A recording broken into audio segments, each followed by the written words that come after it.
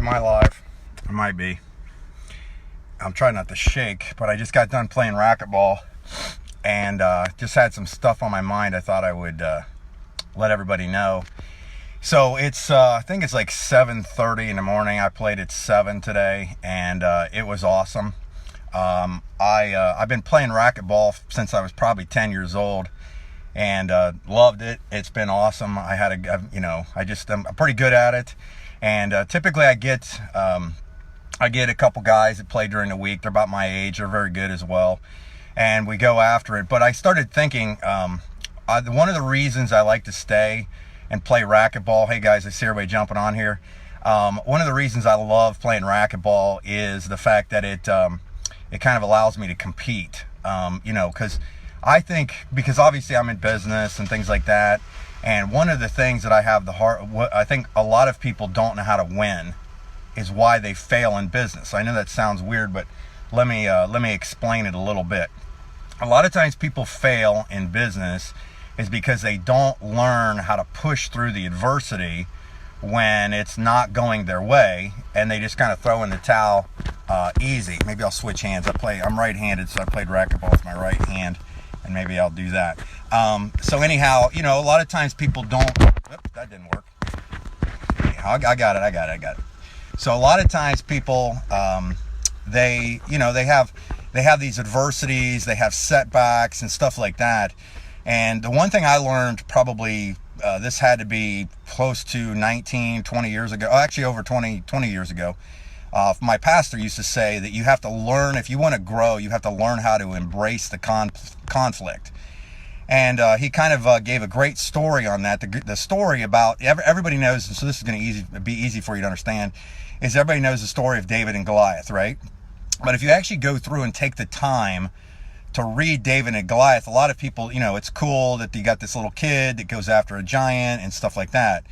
But there's some more truths inside that story that a lot of people don't pull out. One, David basically had this burning desire. The reason he actually went after the giant to begin with is he heard there was a reward attached to it. And he asked 3 times what the reward was. You get to marry the king's wife. You get to, not the king's wife. You get to marry the king's daughter. You get to marry the king's daughter. You don't have to pay taxes, and you basically get ranked in the army. And so he asked that to 3 different people, right? He asked that to 3 different people. Is this true? And they all came back and confirmed it. Well, then he had then gone to the king, and what he did at King Saul, and he went and he talked to him, and they basically talked him into letting him go out there. And the thing is he also had some past experience of some victories and overcoming adversity. If you kind of look back, and he actually says this during his pitch to the king, that he killed the lion and the bear, right? So he was out there by himself when no one was watching, out in the field, learning to overcome adversity, and he did it, right? So he had some experience that allowed him to build on the next thing. Well, then what happened was what's really cool about the story that my pastor talks about is my pastor says a lot of times you have to learn to embrace the conflict, right? If you want the reward, you have to run after it. And so what happened was David, based on a skill set that he had, he's pretty good and practiced up from using a sling, right? And because back then it was mostly just run at him with swords and stuff. What it says, and this is the key point here, is he ran towards the giant. Because Goliath actually looked at him, saw him from a distance, and said, "Oh, who is this little kid that's coming me at with a stick?" But what he probably didn't notice was from a distance, the stick was actually basically a sling, kind of hanging down to his side. And when he ran towards the Goliath, if Goliath would have had the chance to look at the situation, he would have probably moved out of the way and he wouldn't have just stood there and probably made fun of him. And because David embraced the conflict and went after him, he was able to kill him, right? And then he cut off his head, and then everybody celebrated his victory. But back to I know I'm sweating a lot. I see a lot of people jumping on here. The reason I'm sweating is they just got out of playing racquetball, and for some reason it's not going to be 90 degrees today here in Ohio on October 1st. But what's cool is what I like about playing racquetball that I've really come to learn is that, sometimes my legs are tired, my arms tired. Like I literally separated a couple months ago. My bicep came off my arm. I had never, it doesn't work like it normally work. My knees get sore a lot of times. My back gets stiff. And I'm not, speaking that out over my life, but it is what it is. I got to probably learn how to stretch a little better and things. But what I love about playing racquetball and how it kind of gets me in the business mindset is that when I'm down, like today I was down 10 to, I think I was 10 to 5 or something like that. And I played yesterday and I rolled this guy, right? I won 2 games, 2 games out of 3, and barely lost the third one. And then, I lost the first one and won the next 2. And then, today I was a little tired, didn't know if I was going to go in. He wanted to go in a lot earlier than we normally go in. And, you get behind a lot of times. What it is it has, a lot of times people can, just throw in the towel. Because, like, when we play sets of 3, right? When I win, like, my first 2 games, and I know we play the best of 3. Well, if I won my first 2 games, then you kind of go, I'll let up a little bit, or I know I'm tired on the 3rd game because, I already won my 2. So I won best out of 3, right? Most people, and I heard this from somebody, a big executive one time at a big conference. He said that most people, the reason they fail is they play not to lose instead of playing to win. And I was like, man, that is gold. I wrote that down. I never forgot it. But until somebody plays to win instead of playing not to lose, you're never going to have any big success. You're never going to develop that character and those things that you have to really get your business over the hump, or your family, or whatever, okay? Life is absolutely packed with adversity. Absolutely packed with adversity. Like every day you wake up is a challenge, right? And if you don't learn how to properly address a situation, not freak out, like, obviously I do networking, right? I've been in network marketing for almost 23 years, I think it is, 24 years almost right now. And I've learned that it's there's money in it, but I think what's happened character-wise has been just as important, probably more important, because the things you learn through networking and learn how to be disciplined and learn how to play to win and learn to compete against other people and to go after promotions and, structure yourself. It's a nonstop learning process. And that's been kind of the most fun for me. And what I would tell you kind of, and I kind of just, all this is off the cuff. I got to try to stop sweating. This is my second shirt. I can literally, when I'm done playing racquetball, I can wring a shirt out and it will, like, I could probably fill a couple ounces in a cup. It's pretty gross. But it is, I've always been a good sweater. Anyhow, I don't know that's a good word. But, I see in my business, I see a lot of people that I know have the talent. They have maybe the drive, but then when it comes down to the nitty gritty of overcoming the little tiny things, they let some of these things get them behind. They listen to the naysayers. They listen to the people that really aren't competing, okay?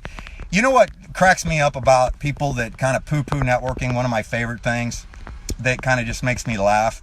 It doesn't bother me anymore when people say, well, those things don't work. And I'm literally looking at a person that is living in a house they can't afford, driving a car that they have a payment on. They probably have racked up all kinds of credit card debt.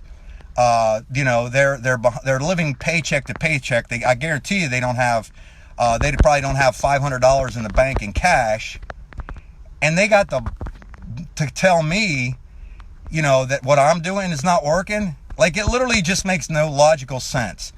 And to me, what happens with people in cases in that situation, in my opinion, I think what it is they're afraid to compete.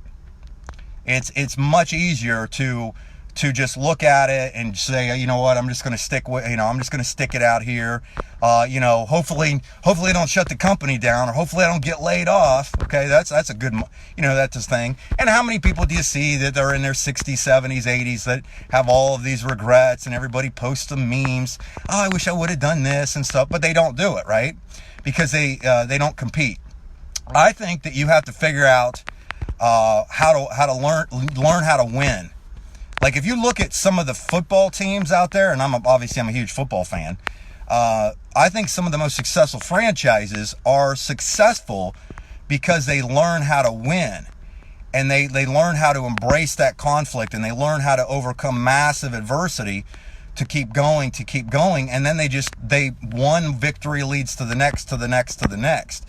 All the top people I've seen in business, if you read and listen to actually some of the biographies and some of the stuff that some of the best business entrepreneurs are, the only thing that they really have done any different than anybody else that's a multimillionaire or broke compared to a multimillionaire is they've just learned to embrace the conflict. They began to keep swinging the bat, and occasionally get a hit. Every once in a while they hit one over the fence, but it's adversity after adversity after adversity after adversity after adversity. Get some wins. Adversity, get some wins, adversity.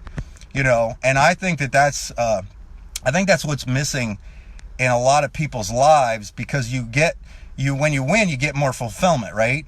But I think you also get just as much character development, if not more, when you're attempting to win. You may not win every time, obviously, but then what happens is you start getting those victories, and you really get a fever for the flavor. Like, I hate losing.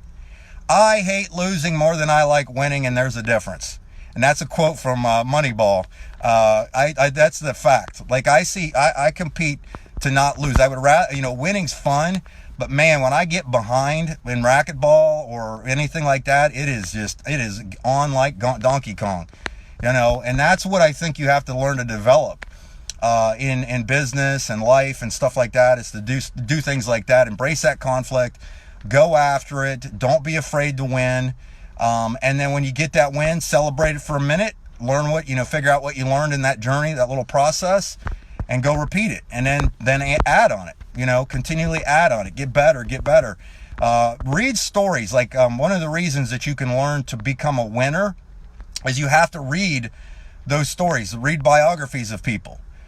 Read all these things. I was trying to remember, my wife listens to the most amazing, and I listen to it sometimes too, the most amazing podcast called How I Built This.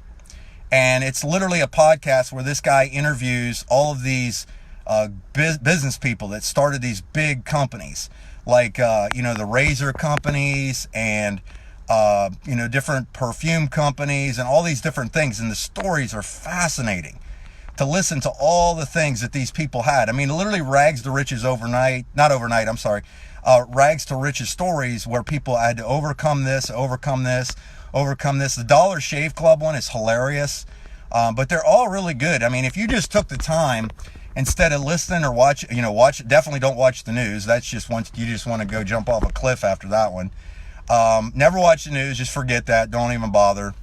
But instead of listening to the radio all the time or just doing stupid idle stuff, if you take the time to put those on when you're going to work, I mean, if you have to go to work, you got a 9 to 5 or whatever, put those on and start changing your mindset. Because I also heard this, that it's not hard to make 6 figures a year. It's really not. I mean, it's not that hard to make 6 figures a year and multiple 6 figures a year. But making millions is a mindset, because you got to really go a completely different level and think completely different. Because there are jobs that you can make 6 figures. Most people don't have them. I think the average annual income I heard was like $35,000 or $40,000 a year, which I have no idea how people live on that. I just have no idea. I mean, I got 3 kids and the wife, and I eat all the time, right? But if you start to learn how to do some of these things, and I know I'm rambling all over the place, but if you start listening to these things and you change your mindset, you start changing your mindset, you start working on yourself. Jim Rohn used to say it all the time. that if you want things to change, you have to change. You have to, you know, work harder on yourself than you do on your business. The business falls into place. Everything in business falls into place if you have the right mindset and you know, just embrace the conflict, go after it, and so on. So anyhow, I think I'm kind of done sweating. I got to go get some work done. Today is October 1st. This is a month that I have some big plans for. I am absolutely going to crush it in my business. I know a lot of people that know me or that are in my business with me are going to absolutely crush it. You know, we're doing all kinds of growth breaking records and stuff like that. It's just really cool to see this. And I'm telling you, if you're watching this or you watch the replay of this, if you take some of the things I said to heart, you know, they're not out of the, you know, they're not really so pie in the sky you can't do them. They're very simple, you know, tasks. And if you learn to just embrace the conflict, work hard on yourself, you know, learn to be a winner, kind of just, you know, get comfortable with the conflict and learning to be a winner and get those little wins, it'll just compound. It'll just get better, bigger and bigger and bigger and bigger on what you can. So anyhow, I appreciate you guys jumping on here. I got more people than I thought at this kind of time of the morning. But anyhow, everybody have a great one, and I will see you on some of the other videos, and maybe I'll do some more lives. Thanks.